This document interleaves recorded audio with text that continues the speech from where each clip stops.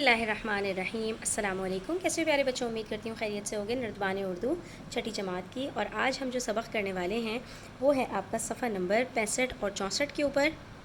और इसमें हम गुफ्तगू करेंगे इसमें मारिफ़ा की चंद अक़साम से मुताल्लिक़।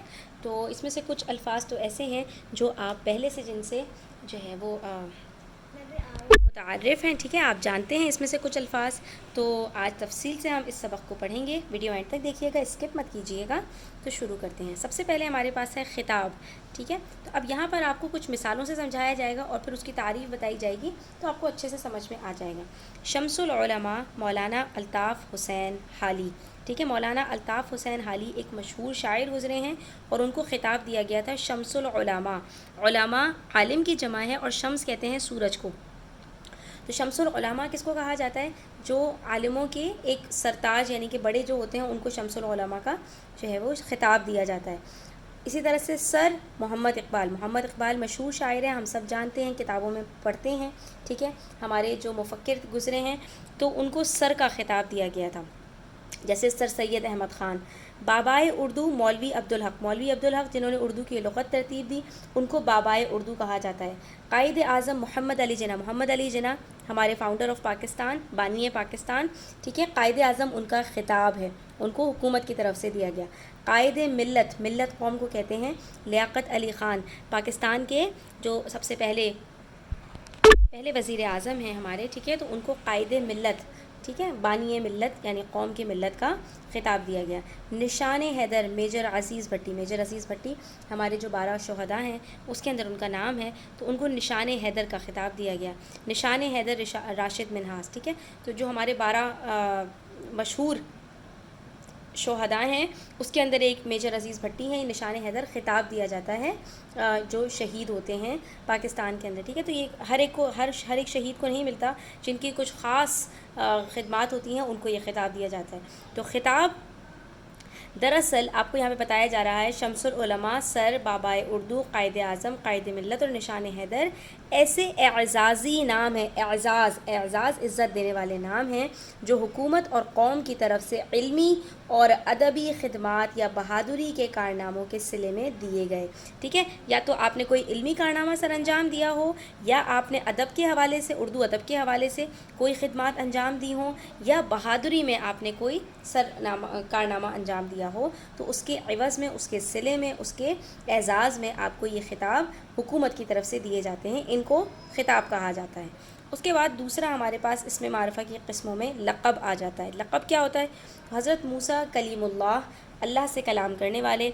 हज़रत इब्राहीम खलीलुल्लाह, अल्लाह का दोस्त। हज़रत खालिद रज़ी अल्लाह ताला अन्हु सैफ़ुल्लाह, अल्लाह की तलवार। और हज़रत अली रज़ी अल्लाह अन्हु असदुल्लाह, अल्लाह का शेर, ठीक है। आपको मानी के साथ बताया हुआ है, कलीम कलाम करने वाला, खलील दोस्त, सैफ़ तलवार और असद शेर, ठीक है। तो यहाँ पर ये जो अल्फ़ाज़ हैं कलीमुल्लाह, खलीलुल्लाह, सैफ़ुल्लाह और असदुल्लाह, जो इनसे मंसूब हस्तियों की ज़ाती ख़ूबियों का इजहार करते हैं, ठीक है। मसलन हज़रत मूसा अलैहिस्सलाम इसलिए कलीमुल्लाह कहलाए कि वो अल्लाह ताला से कलाम किया करते थे, अल्लाह ताला से बातचीत किया करते थे। कुरान मजीद में इसका बारहा ज़िक्र है।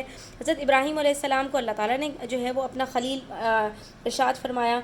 उन्होंने अल्लाह ताला के सिवा किसी को अपना दोस्त नहीं जाना, वो तो अकेले मिल्लत थे। एक वक्त ऐसा भी आया था जब उनको आग में डाला जाना था, तो वो पूरी की पूरी अकेली मिल्लत थे, यानी एक अकेले मुसलमान थे पूरी दुनिया के अंदर, उन्होंने किसी को भी दोस्त नहीं बनाया, तो इसलिए अल्लाह ताला ने उनको अपना दोस्त कहलाया, ठीक है। और हज़रत खालिद रज़ी अल्लाह ताला अन्हु मशहूर सहाबी हैं, ठीक है। उन्होंने अल्लाह की राह में तलवार से जिहाद किया और कोई भी उनको शहीद नहीं कर सका। उनको बहुत ज़्यादा शहादत का शौक़ था, लेकिन वो अल्लाह की तलवार कहलाए कि कोई भी उनको शहीद नहीं कर सका, ठीक है। जो भी उनकी तलवार के सामने आता था उसको काट के रख देते थे। और इसी तरह से उन्होंने बहुत सी फतूहात हासिल की, ठीक है। तो वो तमाम नाम जो आपको आपकी किसी काबिलियत की वजह से दिए जाते हैं और माशरे के अंदर आप उस नाम से मशहूर हो जाते हैं, उसको लक़ब कहा जाता है। ये हुकूमत नहीं देती आपको, इस नाम से आप मशहूर हो जाते हैं। जैसे कि हमारे प्यारे नबी सल्लल्लाहु ताला अलैहि वसल्लम का लक़ब सादिक़ और अमीन था, यानी आप अपने माशरे के अंदर, अरब के कबीलों के अंदर, किसी हुकूमत ने आपको ये नाम नहीं दिया था, लेकिन आप अपने माशरे में सादिक़ और अमीन के लक़ब से मशहूर थे। यानी कि किसी की कोई कैरेक्टरिस्टिक्स हों, कोई खुसूसियात हों, उसकी वजह से उसको कोई नाम दे दिया जाए, वो लक़ब कहलाता है, ठीक है। तो अब उम्मीद करती हूँ आपको ये समझ में आ गया होगा कि लक़ब और ख़िताब में क्या फ़र्क होता है। उसके बाद तीसरी चीज़ आ जाती है बच्चों हमारे पास तखल्लुस। तखल्लुस किसको कहा جاتا ہے وہ نام جو شاعر اپنے نام کے ساتھ لگا لیتے ہیں، کیونکہ جو شاعر ہوتے ہیں اپنی نظم کے آخر میں اپنے آخری شعر کے اندر جو مقطع ہوتا ہے اس کے اندر وہ اپنا تخلص استعمال کرتے ہیں، یہ ظاہر کرنے کے لیے کہ یہ نظم ان کی لکھی ہوئی ہے اور کوئی اور اس کو چوری نہ کر سکے۔ تو مرزا اسد اللہ خان غالب، اس کے اوپر یہ چھوٹا سا نشان لگایا جاتا ہے، تو غالب ایک تخلص ہے کس کا؟ اسد اللہ خان کا۔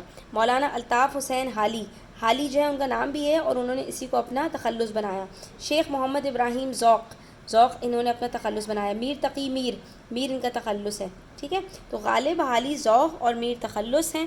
تخلص وہ چھوٹا سا نام ہوتا ہے جو شاعر شعروں میں آسانی سے استعمال کرنے کے لیے رکھ لیتے ہیں۔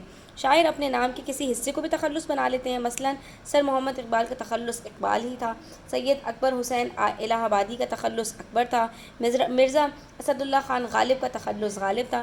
تو اپنے نام کے بھی کسی کوئی ایک حصہ وہ تخلص کے طور پر رکھ لیتے ہیں اور کبھی کبھی کسی اور نام کو بھی وہ تخلص کے طور پر استعمال کر لیتے ہیں، ٹھیک ہے۔ تو اب ہمیں یہاں پر خطاب، لقب، تخلص کی چند مثالیں لکھنی ہیں۔ تو بچوں آپ جو ابھی ہم نے پڑھے ہیں اس میں سے بھی دیکھ کر لکھ سکتے ہیں اور اس کے علاوہ بھی لکھ سکتے ہیں۔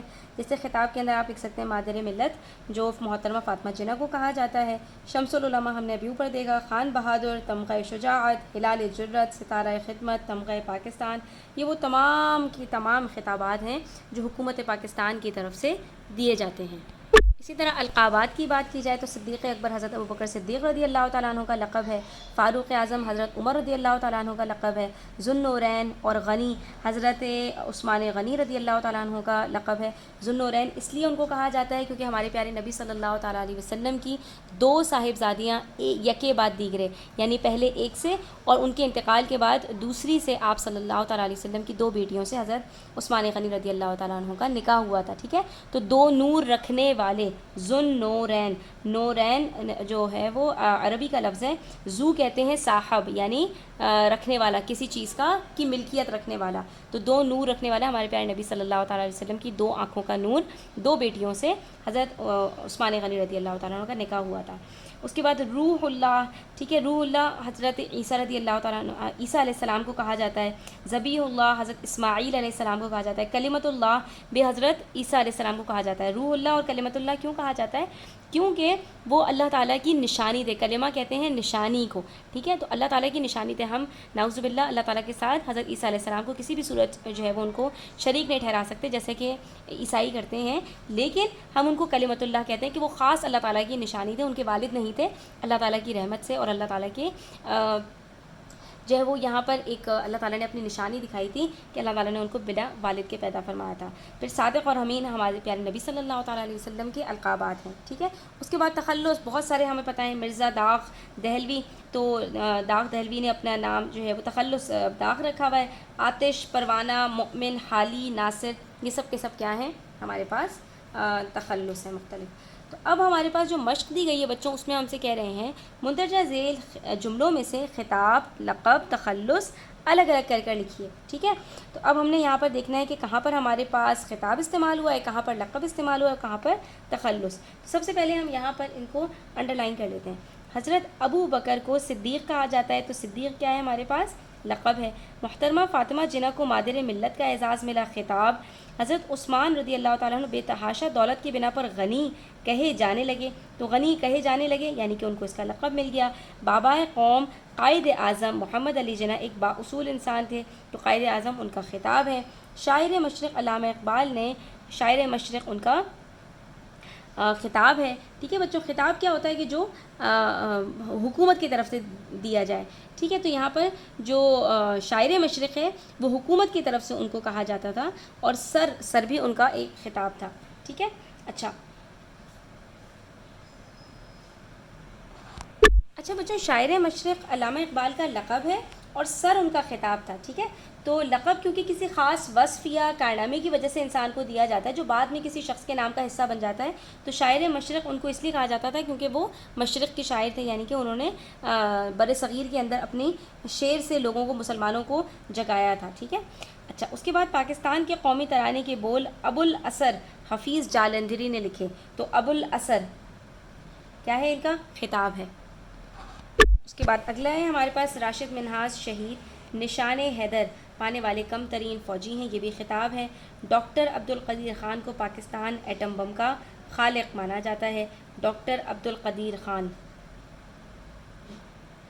دیکھو بچوں، یہاں پر آپ سے کیا کہا جا رہا ہے؟ ڈاکٹر عبدالقدیر خان کو پاکستانی ایٹم بم کا خالق مانا جاتا ہے۔ مانا جاتا ہے کا مطلب یہ مشہور ہیں اس نام سے، تو ہم اس کے اندر یہاں پر اس کو لکھیں گے لقب کے اندر، ٹھیک ہے؟ یعنی کہ ان کو کسی حکومت کی طرف سے یہ خطاب نہیں دیا گیا تھا، بلکہ لوگ ان کو پاکستانی ایٹم بم کا خالق مانتے ہیں، ٹھیک ہے؟ اس کے بعد مرزا نوشا اسد اللہ خان غالب آگرہ میں پیدا ہوئے، ٹھیک ہے؟ مرزا نوشا ان کو پیار سے کہا جا رہا ہے، اسد اللہ خان غالب تخلص۔ مشہور کتاب آب حیات کے مصنف مولانا محمد حسین آزاد ہیں، ٹھیک ہے؟ تو کتاب کا نام آپ کو بتایا جا رہا ہے، اور مولانا محمد حسین آزاد، ان کا تخلص آپ کا کیا ہے؟ ٹھیک ہے، تو یہاں پر آزاد ہمارے پاس ان کا تخلص ہے۔ سر سید احمد خان کو جدید اردو نثر کا بانی کہا جاتا ہے، ٹھیک ہے؟ تو سر ان کا کیا ہے؟ خطاب ہے، سید احمد خان تھے وہ، اور جدید اردو نثر کا بانی، تو ہم یہاں پر